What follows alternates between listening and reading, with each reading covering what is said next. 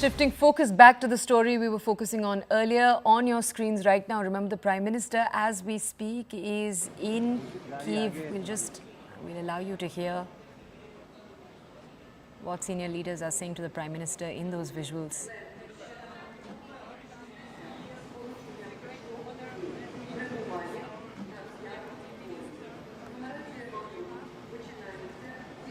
Greetings playing out, as you can see on your screens. The Prime Minister meeting senior dignitaries from within Ukraine. The President Vladimir Zelenskyy is actually not present on the right, as you can see. That's the Prime Minister meeting other senior dignitaries. He will be holding talks with the Ukrainian President later in the day today. He is the first Indian Prime Minister, remember, to visit Ukraine after diplomatic relations were established in 1992. And remember, this visit draws attention. It comes just a few days after, less than 2 months after the Prime Minister visited Russia's President Vladimir Putin in Moscow. Now, what does this visit signal? That's what we'll be discussing with experts on the show today. We'll have experts join us to bring us more context on the immense symbolism of the Prime Minister travelling to Ukraine at this time when the country remains embroiled in a long-standing war with Russia. Remember, the two countries and their relationship, this is India taking it to the next level. India just travelled, remember, to Poland a few days ago. The Prime Minister was in Warsaw. In both countries, both Poland and, as you can see on your screens right now, Ukraine, both of these are historic visits. It's India increasing its footprint in Central and Eastern Europe. We were telling you earlier, these are regions that India's diplomatic efforts have not focused on in the past. We'll just go over to Sanjay Suri. He joins us once again on the phone, this time live from London. Sanjay, we can see the Prime Minister. He earlier was greeting diaspora. Now I believe he's meeting senior officials from within the Ukrainian cabinet. But could you bring us more context? Well, the Prime Minister, of course, has come to Kyiv from Poland. And that is the route that any leader takes. Ukraine is a no-fly zone for reasons that we all know. But do bear in mind that the passage to Ukraine from Poland is both political and actual. Of course, it takes a train to get leaders into Kyiv from Warsaw. But also Warsaw is the political preparation.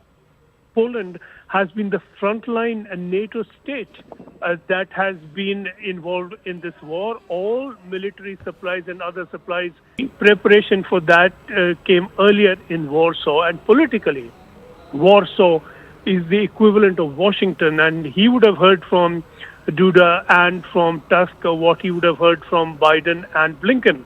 So the position of NATO has been clarified, no doubt, in Poland. We are going to see the outcome of that play out now in Kyiv.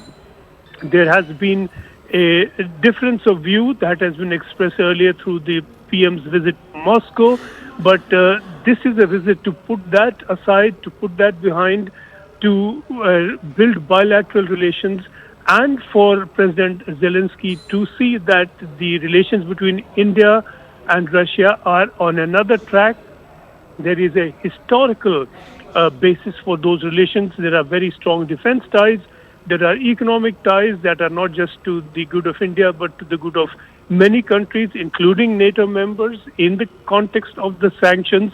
All this needs to be communicated and no doubt will very clearly, though without doubt, also diplomatically. This will really be a visit to calm down some of the angst that built up through the Indian PM's visit to Moscow. We saw that very strong reaction from Zelenskyy. So this is now a time to put that behind and to build on what is positive and actual by way of trade, by way of investment, and by way of political relations as well, directly between India and Ukraine. Can I just ask you, Sanjay, in terms of concrete outcomes, because we've talked a lot about the political significance, the optics of this visit itself, but in terms of actual concrete outcomes, particularly in trade, in economics, what can we look forward to potentially? IT has been one area where Ukraine has emerged very strongly. And we know India is a very major player in IT. And I know that, and I know this through my visits to Ukraine, that a lot of companies there had to divert and diversify their production away from Ukrainian sourcing. Some of that came the way of Indian companies. So to that limited extent, it was advantage some Indian companies as well. But this is a business that's very interworked and interconnected across various jurisdictions and locations, and that has taken a hit. There has been actual production that has taken a hit. Well, not exactly production of grain in Ukraine, but the difficulty has been to get it out of the country. We saw the Black Sea initiative that had been brokered earlier, and Turkey had taken the lead in that. That ran into difficulties, and that is now a fraction of what it was. So there are difficulties in moving goods, in producing goods, and there will be logistical issues that have arisen from the consequences of the war. No doubt the delegations from both sides will work on ways to try and get past that, to see what can be done between Ukraine and India to build up trade in these difficult circumstances, and to get past Russian difficulties. And given India's good ties with Russia, it is possible entirely that India will be able to get past some of the obstacles that some of the other countries will find hard to negotiate. And no doubt, Sanjay, I'm so sorry for stopping you. I want to come back and ask you another question. The visuals we're seeing on our screen right now of the Prime Minister meeting the diaspora.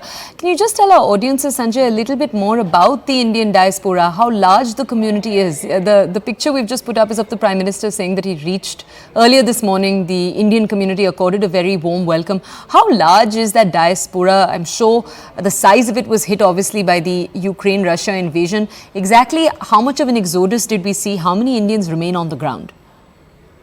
Well, there are a few Indian businessmen who have loyally to Ukraine, I have to say, stayed on. I met a number of them within Ukraine, and they were emphatic that they will not leave the country just because it is in a bad way, and they have stayed. But of course, a very large number of Indians there were students, and we had Operation Ganga to get them out of Ukraine. It was a very extensive and successful operation. They were moved out of Ukraine. A number of them came back to India. A small number of them stayed on in Poland, and I met some of them in Warsaw, and there has been an agreement between some Ukrainian universities and some Polish universities for Ukrainian universities to operate and to educate out of campuses located in Warsaw and other places in Poland.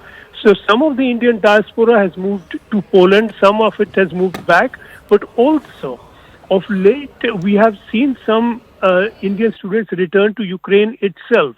That is partly because they feel that the protection for Ukrainian cities, and certainly the heart of Ukrainian cities like Kyiv, is now quite strong through the missile shield that they have, that a lot of missiles fired into Kyiv have not got through.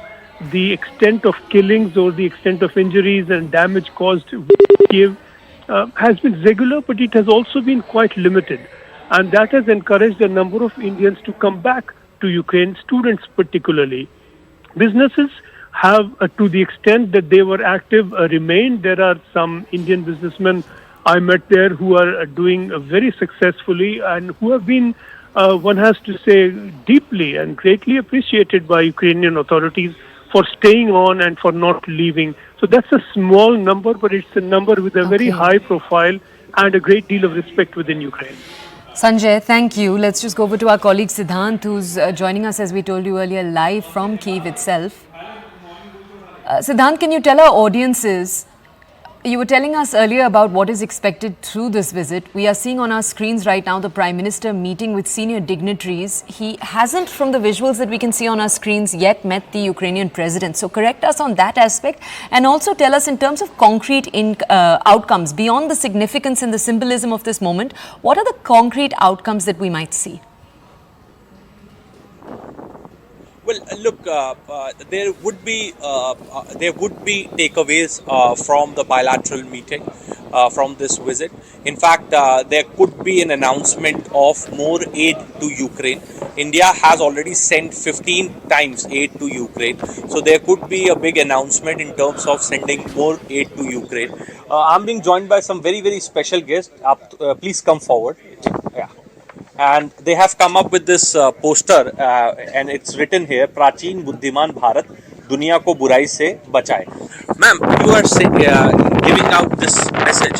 What is the purpose behind this message, and what is your expectation from Prime Minister Modi's visit to Ukraine? Thank you very much for this possibility to explain our thoughts about our big problem. Problem is not only war. Okay. Our problem is that our sons, with my friends Mrs. Svetlana and Mrs. Helen, our sons are prisoners of war and they are now in Russian prisons. Okay. But the real problem is that tortures and murders are in the whole Russia, in all Russian prisons. And we don't ask you about freedom for our sons. We ask you to use all possibilities of ancient and wise country India, of big peaceful India, economy strong India, to stop murders and tortures in Russia. Why? Because this philosophy of Vasudev Kutumbakam. yeah. Okay. So she wanted to basically they are they have come up with these placards, and they have a lot of hopes from Prime Minister Modi, and they think that since Prime Minister is here, his efforts can be fruitful, and that is an hope and optimism which I could sense, I could feel, whoever I'm talking to here in Kyiv. Not just Indians, but even the Ukrainians, they are also very excited, because till now they have always seen India and Prime Minister Modi as friends with Russia.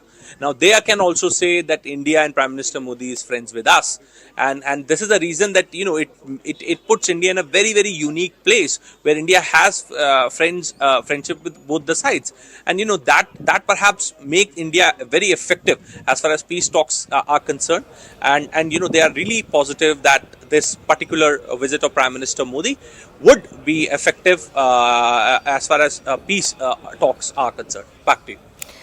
Thank you, Siddhant, for bringing us that context. That's live with us from quick on the other side. Our battery of reporters join us across the world, and we keep our focus on stories in the country too.